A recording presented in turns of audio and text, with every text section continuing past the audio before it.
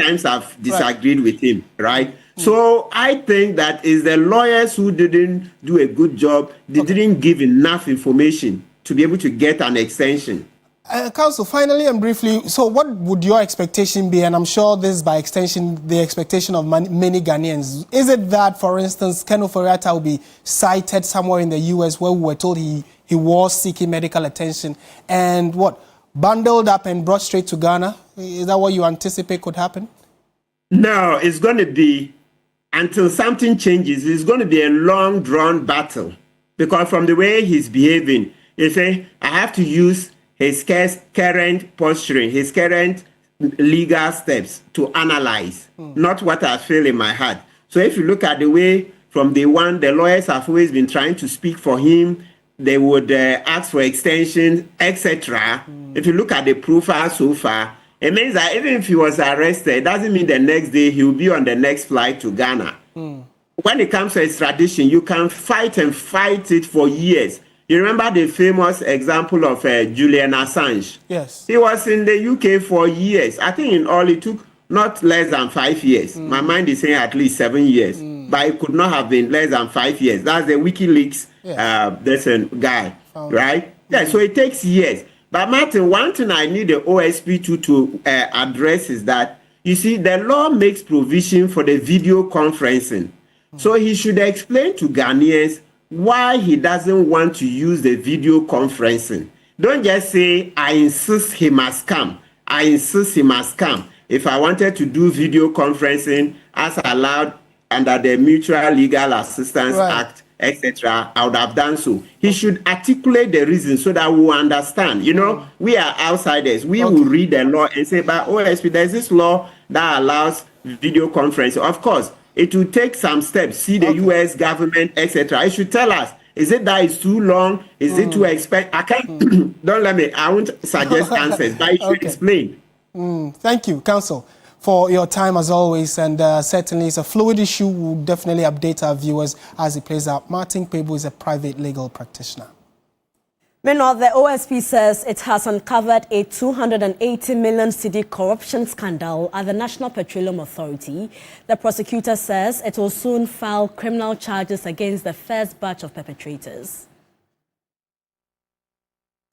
The OSP investigation has revealed that between 2022 and 2024, some high-ranking officials of NPA devised and implemented a corrupt scheme of using public office for profit through threats, intimidation, coercion, suggestions, bribery, and inordinate regulatory duress to obtain for their personal benefit. As at the close of business on 30 May 2025, the OSP had uncovered, through tracing and trailing, an amount of 280,516,127 cedis and 19 pesos, being proceeds of the corrupt scheme, some of which has been used by the perpetrators to acquire identified and traced apartments, suites, houses in country and abroad, 22 fuel haulage trucks, and the incorporation, acquisition, and operation of oil marketing companies to compete with the oil marketing companies they were regulating. The OSP, before the end of June, would file criminal charges against the first batch of the perpetrators and complicit oil marketing companies and their officials. Upon filing, we will brief you in detail in respect of who did what, who acquired what, and what has been recovered. And staying on matters that have dominated media conversations in the last few days, now lawyers of the New Patriotic Party's Ashanti Regional Chairman Bernard Ntwibwe-Siakon, many of you know him as Chairman Wontumi. Now his lawyers have filed a motion to discontinue an earlier application seeking to vary the bail conditions set by the Economic and Organized Crime Office, EOCO. Lead counsel Gary Nimakumafo on Monday, June 2, filed a notice to EOCO and the Attorney General to withdraw the application, which had been scheduled to be heard on Tuesday. Wontumi, who was arrested on the 27th of May by the Criminal Investigations Department of the Ghana Police Service and subsequently transferred to Iyoko, got his lawyers to file a motion at the High Court in Accra seeking a review of the 50 million cedi bail requirement and its accompanying conditions. Though he was granted bail with two sureties to be justified on Wednesday, the 28th of May, his lawyers maintain that the conditions were excessive and an attempt to punish their client. So on the back of this, we are told that all those conditions have been met, and if everything stays according to plan, Chairman Wontumi may, by middle of this week or by end of week, be released on bail. In more news tonight, jurors in the country have laid down their tools to protest the non-payment of allowances. They noted that after their strike action last year, a portion of their arrears was paid. However, arrears from October to date remain unpaid by government. A report by Lord Idoasari. The disgruntled jurors have said that despite several engagements and formally notifying the acting Chief Justice of the intended suspension of services on Monday, they have not received any concrete assurance regarding when the arrears will be settled. The negotiations, which started in October 2024, led to some payments with the promise to clear the remainder of the arrears. However, 8 months on, no payments have been made. A spokesperson of the jurors in Accra, Justice Opoku, indicated that they are subjected to several dangers. There was this high-profile case that we did, and people were chasing us here and there, and at the end of the day, I had to relocate. Meanwhile, we are not taking any risk allowance. Do you understand? So, this is an extra work that we do for the government, and the money is just a peanut thing. They cannot tell us that they cannot pay this amount of money. He averred that there will be no end in sight of their suspension of services until their monies are paid. At the end of the month, nobody is taking more than 2,500. We started the strike today. We haven't heard from anybody. So until we hear from them, I cannot tell when we are going back to the office. Complainants seeking justice for their families in murder cases will bear the brunt of the situation, as all cases requiring jurors will be suspended. Cases that will be affected include the Abesim murder trial, JB Dankwa retrial, Gregory Afoko retrial, among others. Lord Idoasari, TV3 News, Accra.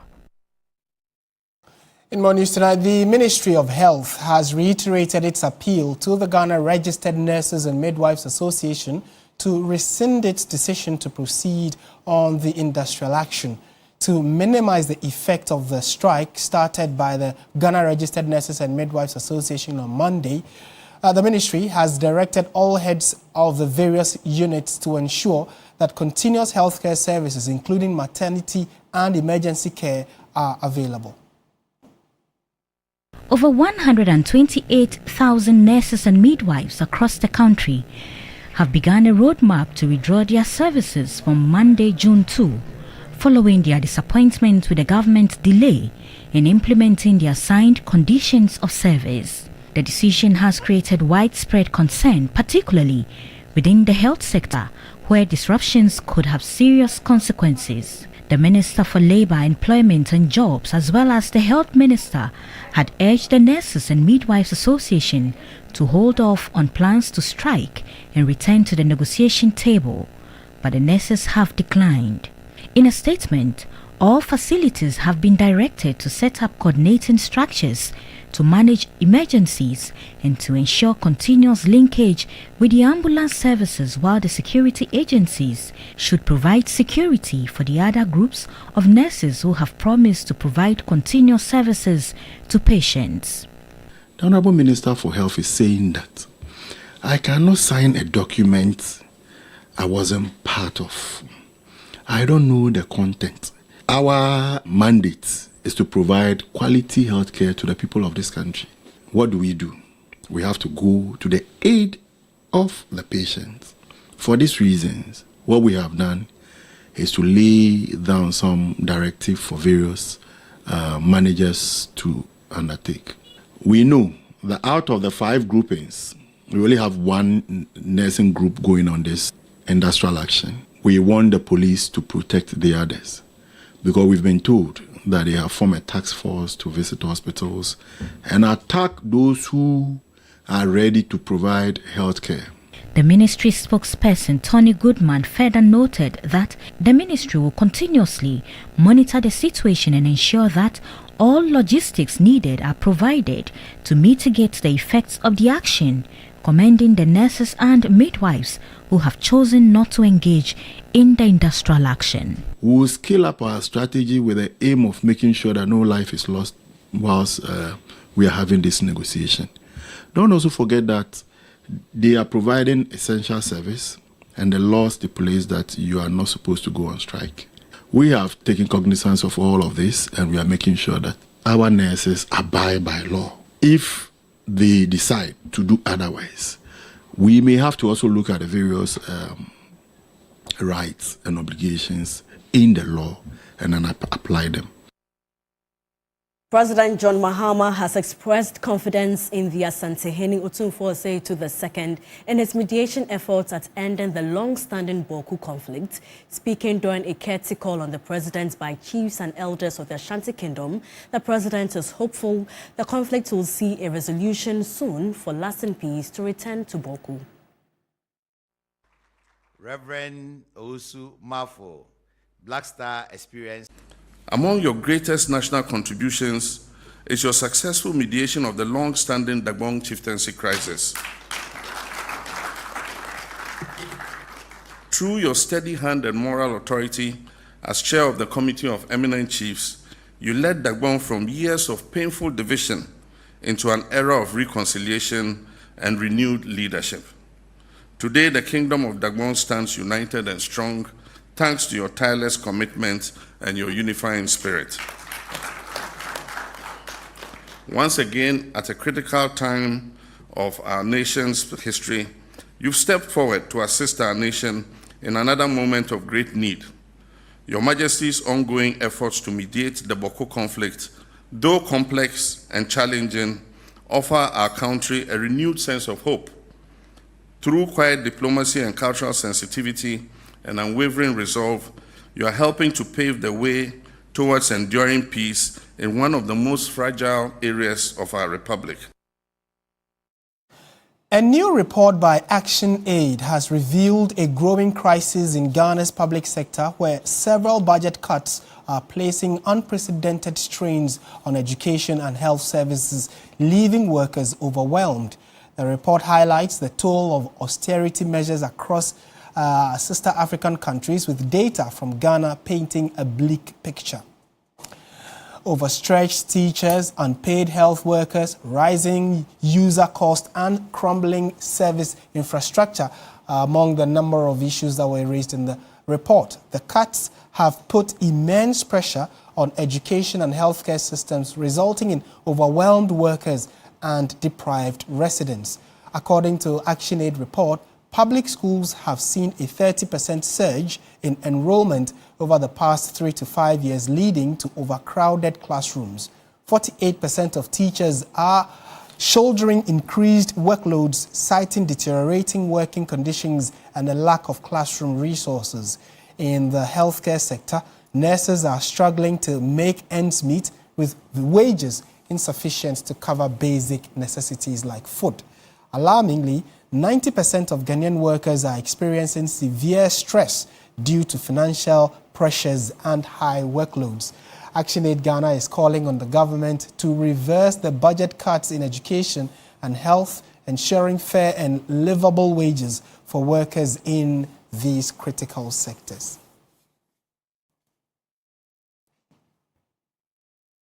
And I'm sure this is a call many Ghanaian workers will applaud and hope that some action be taken on that. Exactly. Yeah. You're watching News 360 live from the News Hub here at Adesa Wikanda. We have business news coming up shortly. Do stay with us.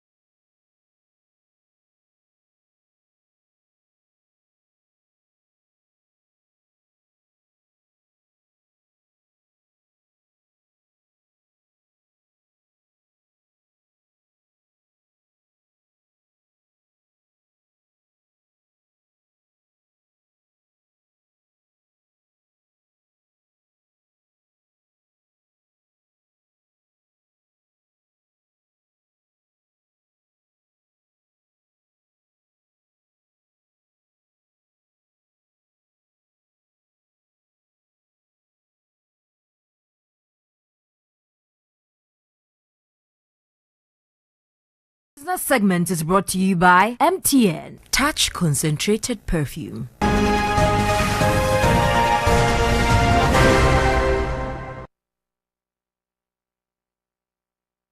Time now for business. Michael Ogodo is with us. Hello, Michael. Hi. Good news for transport operators? Yeah, fuel prices down again, 7th consecutive time. However, COPEC believes this particular one should have dropped further.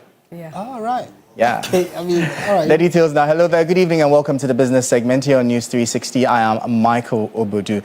Now, for the 7th consecutive time, fuel prices at the pumps have reduced nationwide, offering some relief to motorists and businesses. However, fresh concerns are emerging from consumer advocacy groups, including the Chamber of Petroleum Consumers Ghana, COPEC, over what they describe as insufficient price cuts, especially in light of the cedi's continued appreciation against the dollar.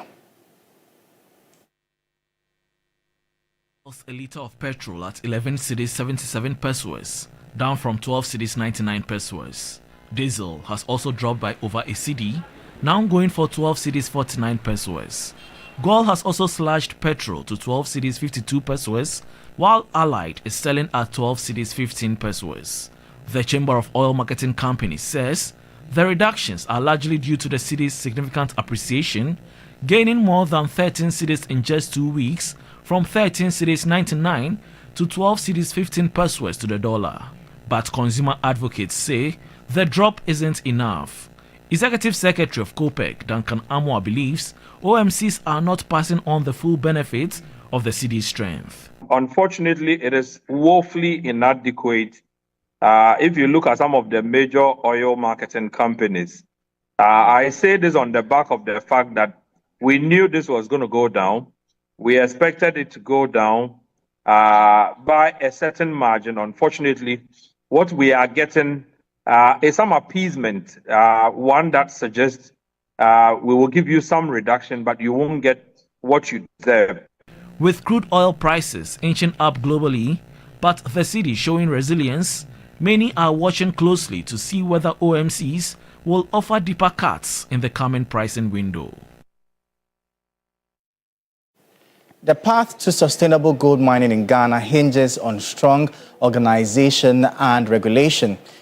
Speaking to 3 Business Managing Director and CEO of Indian Gold Metaverse, Lamont Rutten, emphasized that a central authority like the newly established Ghana Gold Board is crucial for transitioning the industry from problematic practices to a more responsible and beneficial system. The commodities experts stress that sustainable mining practices are not merely desirable but necessary for the long-term prosperity of Ghana's gold sector. Going sustainable is a win-win. You can actually generate more value for the country and less damage to the people by moving to renewable mining practices. However, that requires organization. It doesn't happen automatically. If you want, it's a prisoner's dilemma type issue, where you need something like a central authority, like the Gold Boards. While acknowledging that Gold Board's operation will undoubtedly face challenges, Lamont Rutten noted that the new institution must prove its efficacy and ensure the system works. Well, they have to prove themselves, really. They have an enormous potential. But they have to keep up their work. This is not something that is... You can't change existing practices overnight. Communities need to be educated. They need to develop trust. I mean, at the end of the day, a big problem in better organizing the gold sector is how do you develop trust in new systems? The University of Gold Coast has formally installed its first chancellor in an investiture ceremony attended by church leaders, academics, and professionals from various fields. The event marked a significant milestone in the university's development as it continues its mission to nurture and equip future leaders. I decided to create a business school that will create job creators, and that is why we started Accra Business School. Dr. Bishop Gideon Titiofe has long served as a testament to determination and vision, inspiring many through his commitment to leadership, education, and spiritual empowerment. A unifier and role model, he successfully transformed Accra Business School into a fully fledged university, the University of Gold Coast, after it received a presidential charter. In his address, Dr. Titiofe reaffirmed his dedication to creating opportunities for young leaders in an ever-changing educational and political landscape. I was born in Ghana, but I was called to the nations. I have built churches. Now I build leaders. And for as long as I breathe, I will give my breath to raising others. Because leadership is not how high you rise, but how many you raise. The day was blessed by Archbishop Duncan Williams, who offered prayers and pronounced blessings upon Dr. Titiofe's new role as Chancellor of the university. Utan kasaland wahasalun ikadun dakasalia amahalundu kuwasala. We call for angelic assistance and we call for angelic reinforcements, that you be surrounded with the wall of fire and with prayer shields. You will not stumble. You will not err. You will not be implicated in the discharge of your duty. The chairman of the governing council of the University of Gold Coast, Professor P.K. Richardson, assured the university will continue to bridge the gap between academia and industry. Education is supposed to give us knowledge to be able to impact society, not sit somewhere else. And that's why we want to make sure that our students have internships with companies. We make sure that we bring company executives to also talk to the students. In other words, we want to bridge the gap. The University of Gold Coast continues to offer postgraduate programs, including master's degrees with flexible monthly payment plans designed to accommodate working professionals and broaden access to higher education.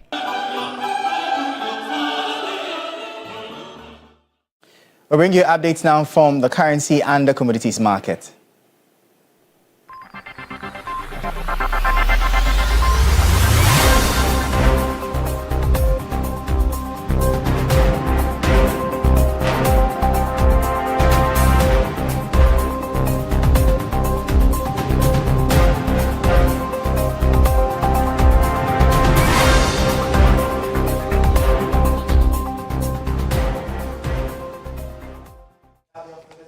Here on News 360, I am Michael Obodu. Up next, the sports.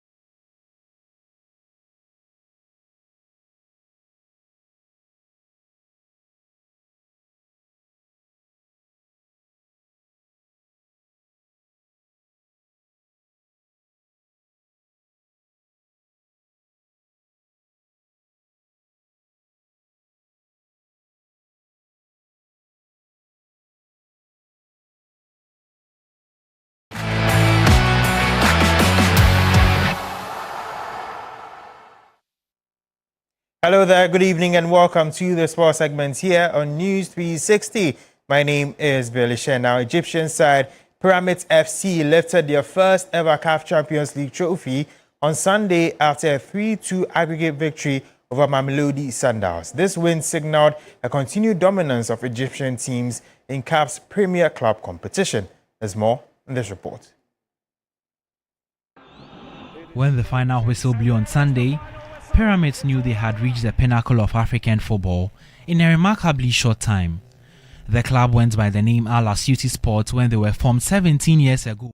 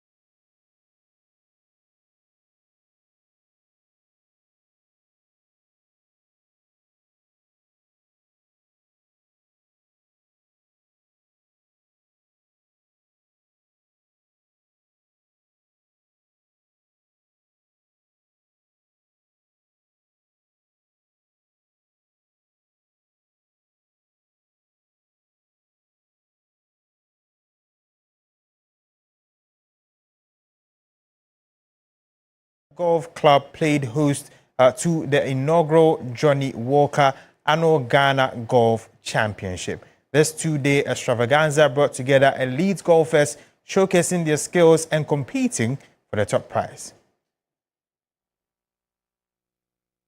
The Johnny Walker Championship, which took place on Friday and Saturday, saw golfers battle it out on the challenging golf course. The competition was fierce, but in the end, Philip Ayisi emerged victorious. It feels good, it feels great. I've been playing golf for just 3 years, so it's amazing to be a single handicapper within 3 years. And it feels even better to win a tournament like this. A lot of training, commitment, dedication. You see, golf is a game that needs attention. You cannot just divide your attention and say you want to play good golf. You need to dedicate your time, and that's what I did.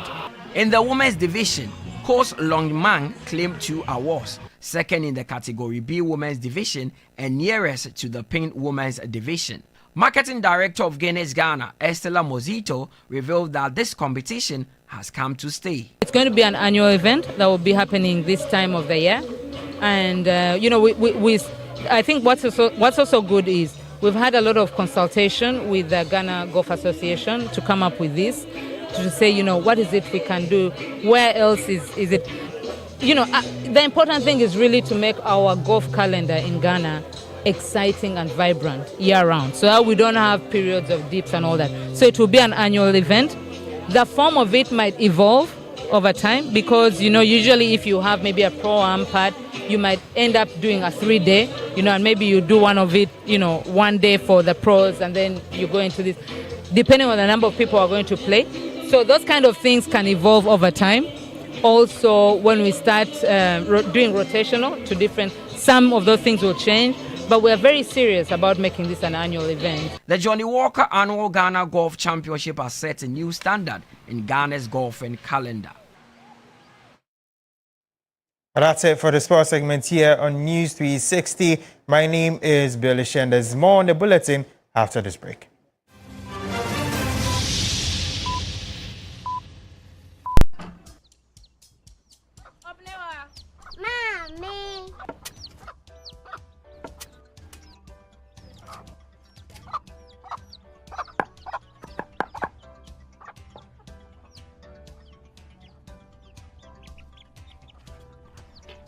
Michelle.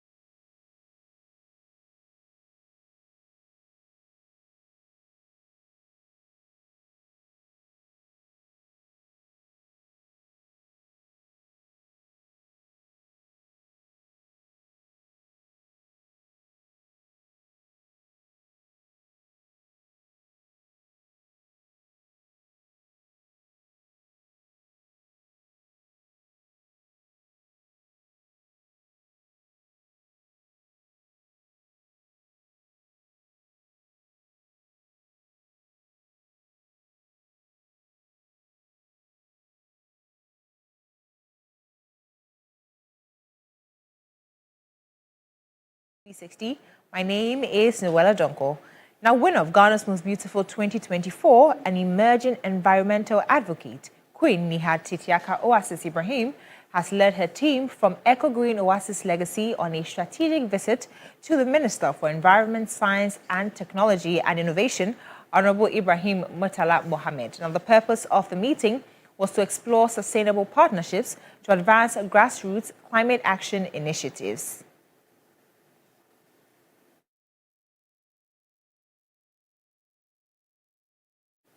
Now, let's take you through some interesting events happening in the world of arts and entertainment.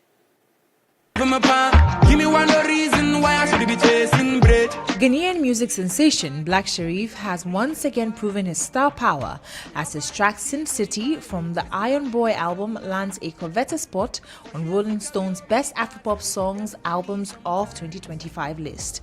Known for his raw storytelling and genre-blending sound, Black Sherif continues to push boundaries, earning international acclaim and solidifying his place as one of Africa's most influential contemporary artists. Fans are buzzing with excitement, with many joking that he must have signed a secret deal with greatness. Sin City showcases Black Sherif's signature fusion of high life, drill, and Afrobeats wrapped in emotionally charged lyrics that resonate deeply with listeners. Ghanaian singer and socialite Mona Faiz Montrage, popularly known as Haja For Real, has marked her return to the public eye with a new single titled Remove. The release comes shortly after her return to Ghana following a 1-year prison sentence in the United States. The music video shared across her social media platforms opens with the striking scene of Haja For Real in a prison cell, an apparent nod to her recent legal challenges. This powerful imagery sets the tone for a message of resilience and renewal.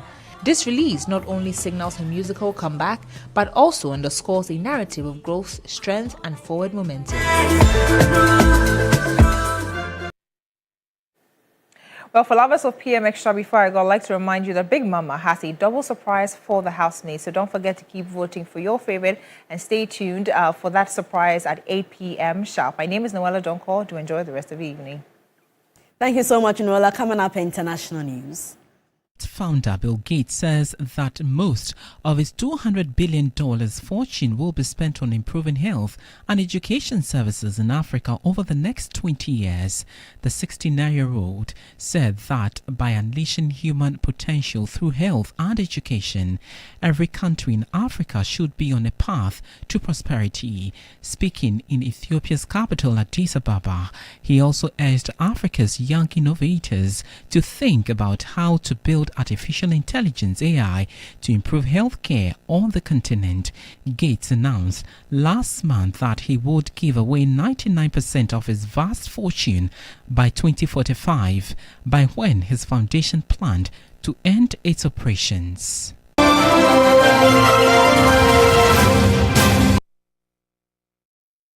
That's our package for this evening. Meanwhile, Ghana Tonight at 10 p.m. will bring you details of the big stories we've brought to you this evening. I am Martin Asiedu-Dartey. And I am Portia Gabor. Good evening.